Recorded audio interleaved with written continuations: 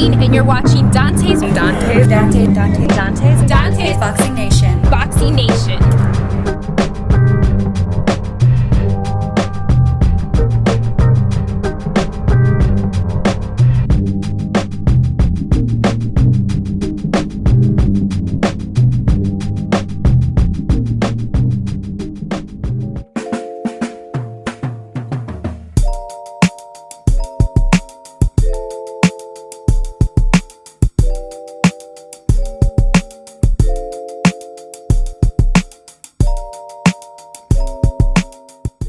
Now check this out. If any of you guys want to learn how to speak and read the original biblical Hebrew words, I want you to go over to zionlawschool.org. You will receive an overview of Phoenician Hebrew, grammar, parts of speech, nouns, verbs, prepositions, etc. This brother that founded this website, he's a doctor and he's a neighbor of mine, at least in a neighboring country. Because you know I live in Thailand and he lives in Vietnam. Now he's also selling 3 books, and each book that you buy comes with free online live courses. He has Phoenician Hebrew 101, I Can Read, and 911 Iber Yath Rescue. So if you want to learn more about your roots and you want to learn how to speak the original biblical Hebrew language, I want you guys to go over to zionlawschool.org. And shameless plug for myself, when you guys do decide to come to Thailand, make sure you stay at the Main Event Hotel and Sports Bar, where you'll be able to watch all your fights and have a nice place to stay.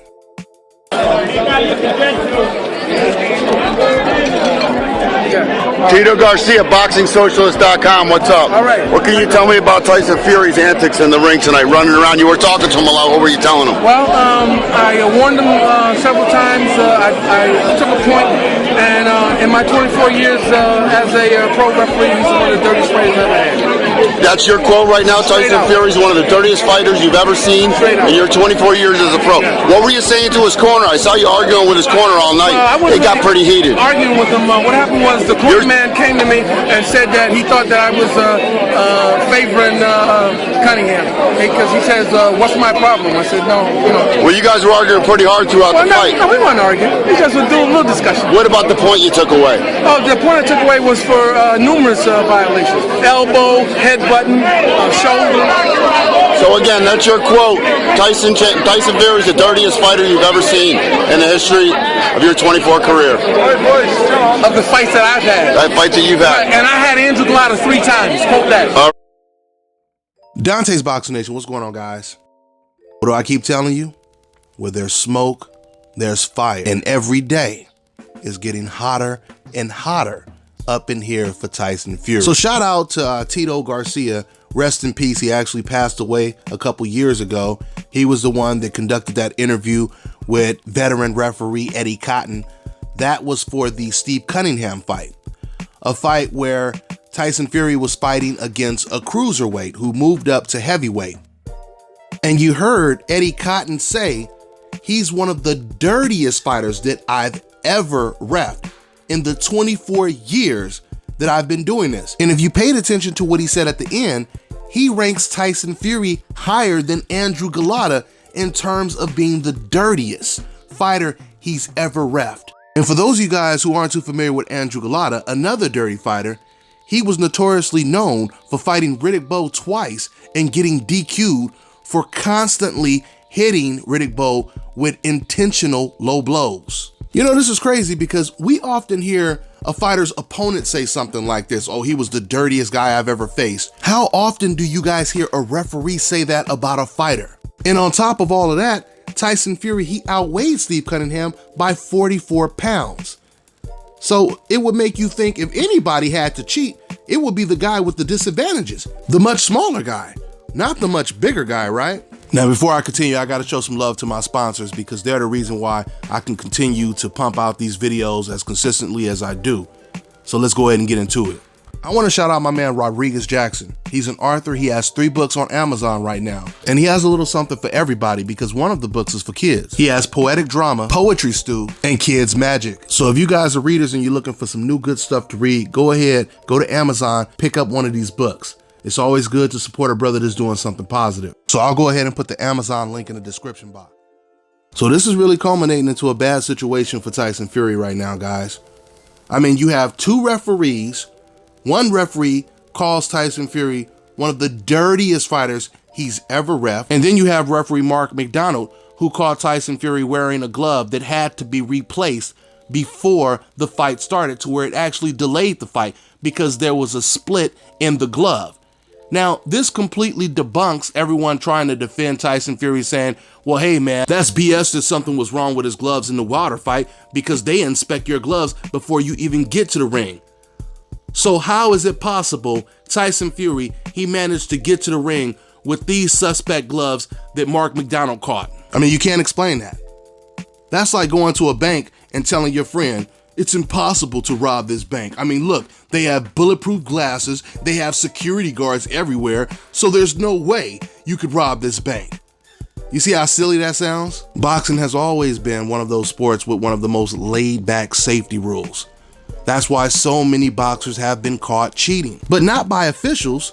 The majority of times they've always been caught by the other team. From Antonio Margarito to the guy back in the 80s where he took damn near all of the padding out of his gloves and beat some guy's ass for, I think, 12 to 15 rounds. And they didn't find out until after the fight, when the other cornerman tried to shake the guy's hand and felt his gloves and felt there was no padding there. And by the way, that fighter's name was Luis Resto. I mean, remember guys, this sport didn't even do random style Olympic drug testing until Floyd Mayweather demanded that Manny Pacquiao take it.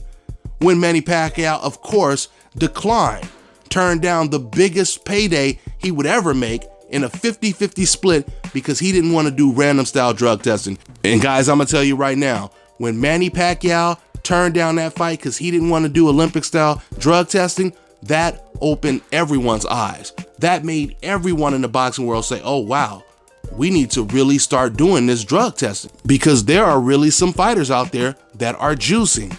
And once again, as soon as Floyd Mayweather started making all of his opponents take that USADA testing, then all the other fighters started to do it.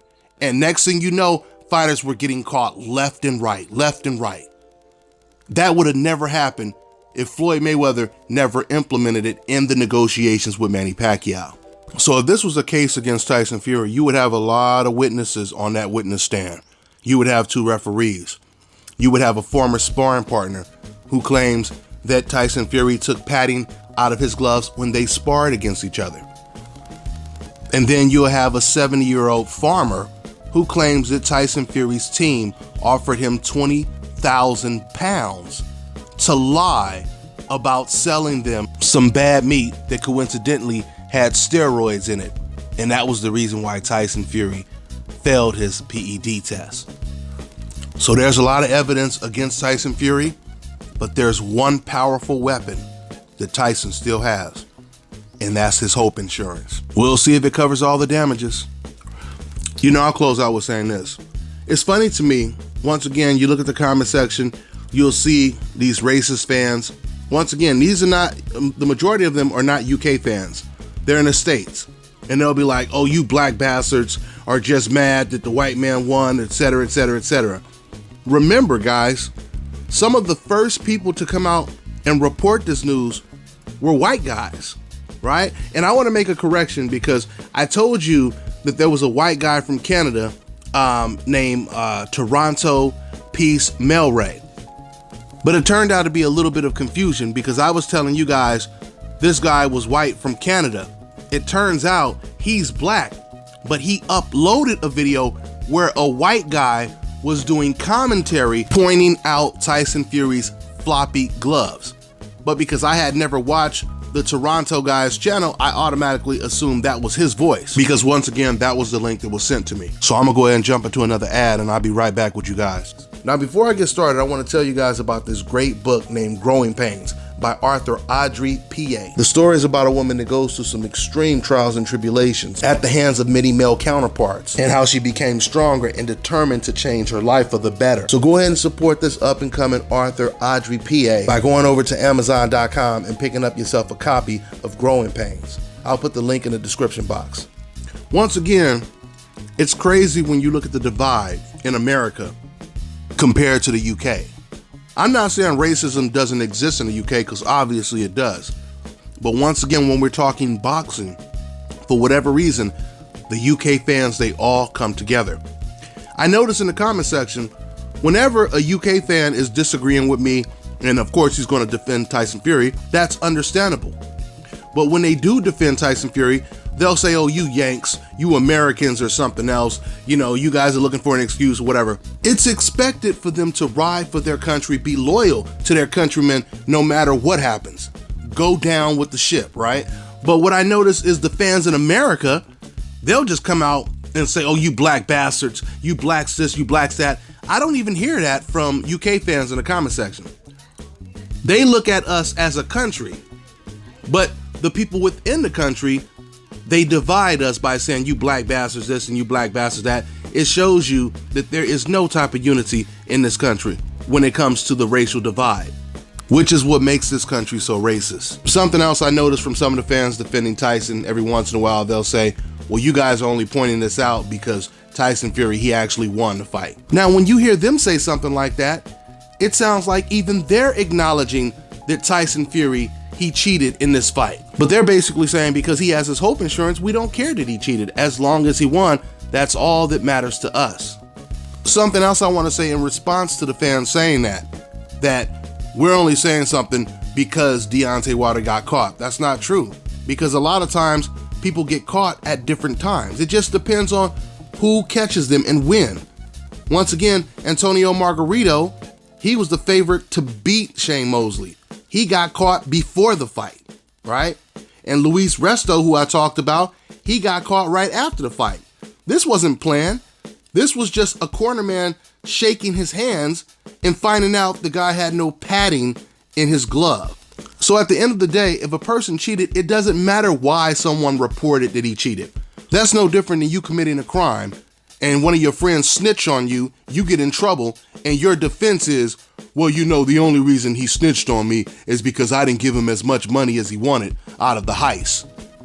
You're still going to go to jail. It's still a crime you committed. You're still found guilty. So guys, that's not a defense to say you guys are only talking about this because Deontay Wilder lost. And once again, it doesn't matter if Tyson Fury is a much better boxer than Deontay Wilder. It doesn't even matter if Tyson Fury were to win the third fight. That doesn't change the fact that he cheated in the first two fights. None of that changes. If you're a Tyson Fury fan, it has to bother you that a win this significant has this much suspicion surrounding it. Because you would want a win like this to have no controversy, to not be attached to any controversy, right? But that's not the case. This cloud will surround Tyson Fury's career until he's done boxing, guys. That is the facts. That is the facts. Now I'm gonna go ahead and wrap this video up by shouting out two brand new YouTube channels. First up is my man King Sensei. He has a new YouTube channel. He covers hip hop, he covers UFC, boxing, and all the other sports. He's also giving away $100 to the 1,000th subscriber. Then we have my man Nate Drink One. He's a 10-year Marine Corps vet. He also has a new YouTube channel. And since I've been promoting him for the last couple of days, his YouTube channel has already went from 60 subs to almost 400 subs. This is, matter of fact, that's an old image you guys were just looking at with the 287. Yeah, but he covers boxing, he covers hip hop battles, he covers all the sports, and he also has a good podcast. It's kind of an ESPN style podcast show called A Drink of Wisdom. So I want you guys to go ahead and show that support and subscribe to King Sensei and subscribe to Nate Drink One. Let's help these brothers get to 1,000 subs. You know, it don't take nothing but a minute to hit that subscribe button. I'll put their links in the description box. Not only are you supporting their channel, but this is a great way for you guys to support what I do over here at Dante's Boxing Nation. That's all I got for now, guys. I'm on to the next one.